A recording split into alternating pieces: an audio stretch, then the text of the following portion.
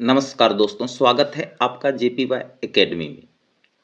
आज की क्लास में हम कक्षा 10 के हिंदी गोधूली भाग 2 के 9वें अध्याय आवर्ण्यों के महत्वपूर्ण ऑब्जेक्टिव प्रश्नों को विस्तार से समझेंगे। दोस्तों, जैसा कि आपने पिछले वीडियो में आवर्ण्यों के सारांश और प्रश्न उत्तर को देखे और समझे, आज हम इस अध्याय के उन सवालों पर चर्चा करेंगे जो परीक्षा की दृष्टि से महत्वपूर्ण है। और जितना सारा ऑब्जेक्टिव है, ये किसी न किसी वर्ष बिहार बोर्ड एग्जाम में पूछे गए प्रश्न हैं। तो आज का वीडियो काफ़ी इम्पोर्टेंट होने वाला है। तो चलिए बिना समय गवाए अध्याय की शुरुआत करते हैं। पहला प्रश्न है, बहुवचन नामक पत्रिका का संपादन निम्न में से किसने किया? तो बहुवचन नामक पत्रिका का संपादन अशोक वाजपेयी ने किया था। तो राइट आंसर ऑप्शन बी। आइए अब अगले प्रश्न की ओर बढ़ते हैं। तो अगला प्रश्न है, आवर्ण्य एक है। ऑप्शन है साक्षात्कार, कहानी, ललित रचना, निबंध। तो आवर्ण्य जो है एक प्रकार की ललित रचना है। ठीक है, तो राइट आंसर ऑप्शन सी। आइए अब अगले प्रश्न पर नजर डालते हैं। अगला प्रश्न है, आवर्ण्य में था रूस की राजधानी, पोप की राजधानी, इटली की राजधानी, फ्रांस की राजधानी। तो आवर्ण्य में था पोप की राजधानी। तो राइट आंसर ऑप्शन बी। अगले प्रश्न की ओर बढ़ते हैं। तो अगला प्रश्न है, कार्यूसियन संप्रदाय विश्वास करता है। कार्यूसियन को ईसाई भी कहते हैं। तो ये लोग विश्वास करते हैं मौन रहने में। ठीक है, तो राइट आंसर ऑप्शन डी, मौन में। अगला प्रश्न, जीर्णोद्धार का अर्थ है। जीर्णोद्धार का अर्थ होता है पुराने को नया करना। ठीक है, तो राइट आंसर ऑप्शन ए, पुराने को नया करना। अगला प्रश्न है, अशोक वाजपेयी के द्वारा कौन से पत्रिकाओं का संपादन किया गया था? ऑप्शन है आपके पास समवेत, पहचान, पूर्वग्रह, इनमें से सभी। देखिए प्रश्न को समझिए। अगर आपको कुछ समझ में न आए तो रुकिए, सोचिए और दोबारा कोशिश कीजिए, फिर आपका सफलता जो है कदम चूमेगी। ठीक है, तो प्रश्न को ध्यान से समझिए। अशोक वाजपेयी के द्वारा कौन से पत्रिकाओं का संपादन किया गया था, यही प्रश्न है। तो अशोक वाजपेयी के द्वारा पूर्वग्रह पत्रिकाओं का संपादन किया गया था। अगला प्रश्न है, अशोक वाजपेयी को किस सरकार के द्वारा लासत्रूज में रहकर काम करने का न्योता मिला था? तो उस समय फ्रांस की सरकार ने अशोक वाजपेयी को काम करने का न्योता दिया था। तो राइट आंसर ऑप्शन सी। अगला प्रश्न है, फ्रांस और यूरोप का एक अत्यंत प्रसिद्ध और लोकप्रिय रंग समारोह हर वर्ष कहाँ होता है? तो फ्रांस और यूरोप का एक अत्यंत प्रसिद्ध और लोकप्रिय रंग समारोह आवर्ण्य में होता है। Right answer option C. अगला प्रश्न है, आवर्ण्य में किस युग के ईसाई मठ हैं? प्राचीन, मध्य युग, आधुनिक युग, इनमें से सभी। तो आवर्ण्य में मध्य युग के ईसाई मठ है। तो राइट आंसर ऑप्शन बी। चलिए अब अगले प्रश्न की ओर बढ़ते हैं। तो अगला प्रश्न है, आवर्ण्य कहाँ स्थित है? ऑप्शन है इटली, जर्मनी, रूस, दक्षिणी फ्रांस। आवन्यू दक्षिणी फ्रांस में स्थित है, आपको याद रखना है। तो राइट आंसर होगा ऑप्शन डी। अगला प्रश्न है, रोन नदी कहाँ है? ऑप्शन है दक्षिण फ्रांस, भारत, जापान, अमेरिका। तो रोन नदी दक्षिणी फ्रांस में है। Right answer option A. अब अगले प्रश्न की बात करें तो अगला प्रश्न 12 नंबर, आवन्यू के रचनाकार हैं। ऑप्शन है कैलाश वाजपेयी, किशोरी दास वाजपेयी, अटल बिहारी वाजपेयी या अशोक वाजपेयी। तो आवन्यू के रचनाकार हैं Ashok Vajpayee. Right answer option D. अब अगला प्रश्न है, विलनब आवन्यू का अर्थ होता है। ऑप्शन है आवन्यू का नया आदमी, आवन्यू का नया गांव, आवन्यू की नदी या आवन्यू का पर्वत। तो ये जो शब्द है विलनब, ये आवन्यू का नया गांव है। Right answer option B. अब अगला प्रश्न है, ला शत्रुज क्या है? प्रश्न को ध्यान से समझिए। ला शत्रुज क्या है? ऑप्शन है इमारत, पर्वत, ईसाई मठ या मेरा शत्रु। तो ला शत्रुज जो है एक ईसाई मठ है। तो राइट आंसर ऑप्शन सी। अब 15 नंबर प्रश्न है, आंध्रवेत्रा क्या है? कवि, कथाकार, रंगकर्मी या रंग संगीतकार। तो आंध्रवेत्रा एक कवि हैं। Right answer option A. आइए अब अगले प्रश्न की ओर बढ़ते हैं। तो 16 नंबर प्रश्न है, प्रगतिशील साहित्य का संबंध है। ऑप्शन है बौद्ध दर्शन से, वेदांत दर्शन से, मार्क्स के विचारों से, इनमें से कोई नहीं। तो प्रगतिशील साहित्य का संबंध है वेदांत दर्शन से। ठीक है, तो राइट आंसर होगा ऑप्शन बी। अगला प्रश्न 17 नंबर, विलनुब और आवन्यू के बीच में, विलनब और आवन्यू के बीच में कौन नदी है? तो ये दोनों के बीच में रोन नदी है।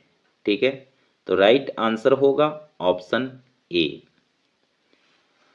अब 18 नंबर प्रश्न है, आंद्रेवेता रेनेसौ और पाल एलुआर ने आवन्यू में रहकर संयुक्त रूप से लगभग कितनी कविताओं की रचना की? इन सभी ने मिलकर लगभग 30 कविताओं की रचना की। तो राइट आंसर होगा ऑप्शन सी। अब 19 नंबर प्रश्न है, अशोक वाजपेयी लाशत्रुज में कितने दिन तक रहे? लेखक लाशत्रुज में कितने दिनों तक रहे? तो लेखक लाशत्रुज में 19 दिन तक रहे थे। ठीक है, तो राइट आंसर ऑप्शन ए। आइए अब अगले प्रश्न की बात करें। तो 20 नंबर प्रश्न है, आवन्यू पाठ गद्य की कौन सी विधा है? ऑप्शन है कहानी, यात्रा वृत्तांत, उपन्यास, रेखाचित्र। तो आवन्यू जो है यात्रा वृत्तांत का एक विधा है। तो राइट आंसर ऑप्शन बी।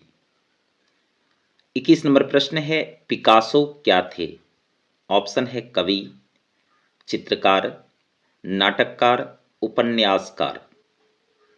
तो पिकासो जो थे वह एक चित्रकार थे।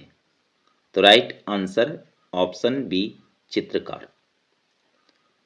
चलिए अब 22 नंबर प्रश्न है, वीडियो को अंत तक देखिए, समझिए, आपके लिए काफ़ी इम्पोर्टेंट है बोर्ड एग्जाम के लिए। ठीक है, अगर आप वीडियो को स्किप करते हैं तो फिर हो सकता है वो प्रश्न आपसे चूक हो जाए। इसलिए ध्यान से वीडियो देखिए, समझिए, क्योंकि आपके लिए हर तरह से कोशिश करता हूँ अच्छे से अच्छे कंटेंट लाया जाए।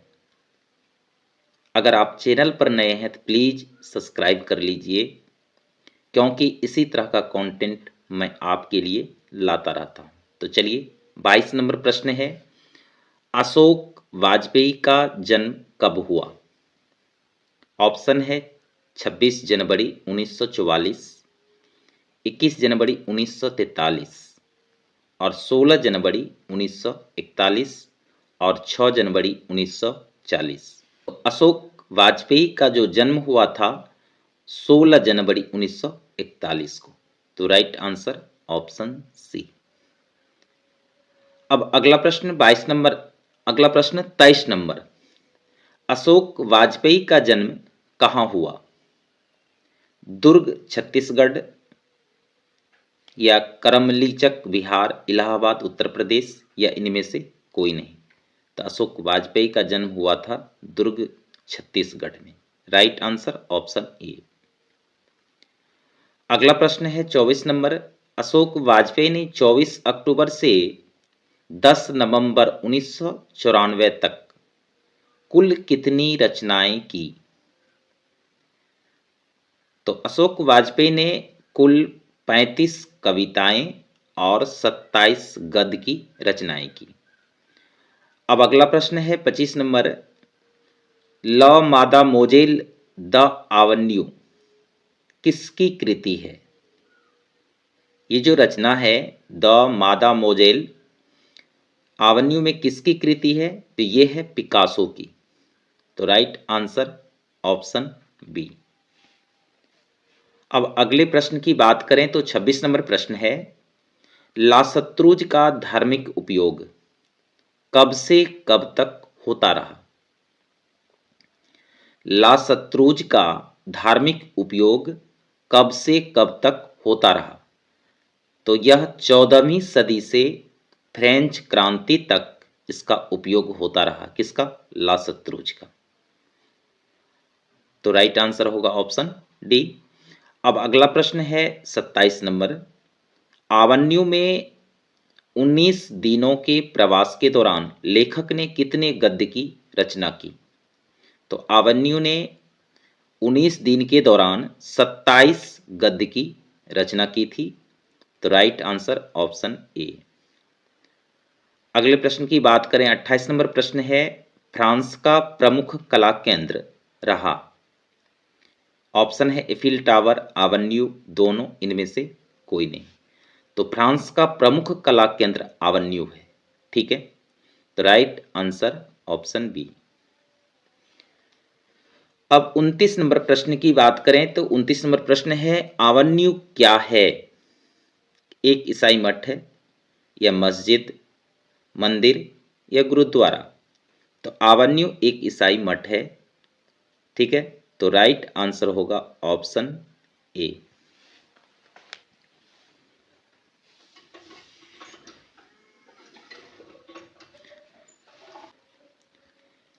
अब प्रश्न संख्या 30 है, पिकासो की प्रसिद्ध रचना का शीर्षक है। ऑप्शन है द मादामोजेल, द आवन्यू, विलनब ल आवन्यू और नदी के किनारे भी नदी है या लासत्रुज। यानी पिकासो जो चित्रकार थे उनकी प्रसिद्ध रचना क्या है? तो पिकासो की प्रसिद्ध रचना है द मादामोजेल द आवन्यू। ठीक है, तो राइट आंसर ऑप्शन ए। अब अगले प्रश्न की बात करें तो अगला प्रश्न है, कार्यूसियन संप्रदाय विश्वास करता है पूजा पर, पाठ पर या मौन पर या यज्ञ पर? तो कार्फ्यूसियन जो संप्रदाय है वह मौन रहने पर विश्वास करता है। तो राइट आंसर ऑप्शन सी। अब 32 नंबर प्रश्न है, लासत्रुज के इमारत पर क्रांति के बाद किनका कब्जा हो गया था? लासत्रुज के इमारत पर क्रांति के बाद किसका कब्जा हो गया था? तो साधारण लोगों का। Right answer option D. अब 33 नंबर प्रश्न है, अशोक वाजपेयी के पिता का नाम था। अशोक वाजपेयी के पिता का नाम क्या था? परमानंद वाजपेयी, कृष्णानंद या उज्ज्वलानंद या रामानंद? तो राइट आंसर ऑप्शन बी, परमानंद वाजपेयी। 34 नंबर प्रश्न है, अशोक वाजपेयी की फ्रेंच सरकार द्वारा दिया जाने वाला पुरस्कार है। अशोक वाजपेयी को फ्रेंच सरकार ने कौन सी पुरस्कार दी थी? तो अशोक वाजपेयी को फ्रेंच सरकार ने officer of the order of cross नामक पुरस्कार दिए थे। Right answer option A. अब 35 नंबर प्रश्न है, रोन नदी के किनारे बसे शहर का नाम है। लंदन, लाहौर, आवन्यू या लखनऊ? तो रोन नदी के किनारे जो बसा हुआ शहर है वह आवन्यू है। तो राइट आंसर ऑप्शन सी। अब 35 नंबर के बाद चलते हैं अगला प्रश्न 36 नंबर। 36 नंबर प्रश्न है, लेखक आवन्यू क्या साथ लेकर गए थे? वाजपेयी जी आवन्यू जब गए थे तो उन्होंने क्या साथ लेकर गए थे? तो कुछ पुस्तकें थी, टाइपराइटर और टेप्स साथ लेकर गए थे। तो राइट आंसर ऑप्शन बी। अब 37 नंबर प्रश्न है, उगते हुए सूरज का देश किसे कहा जाता है? यानी सबसे पहले सूरज उसी देश में दिखाई देता है।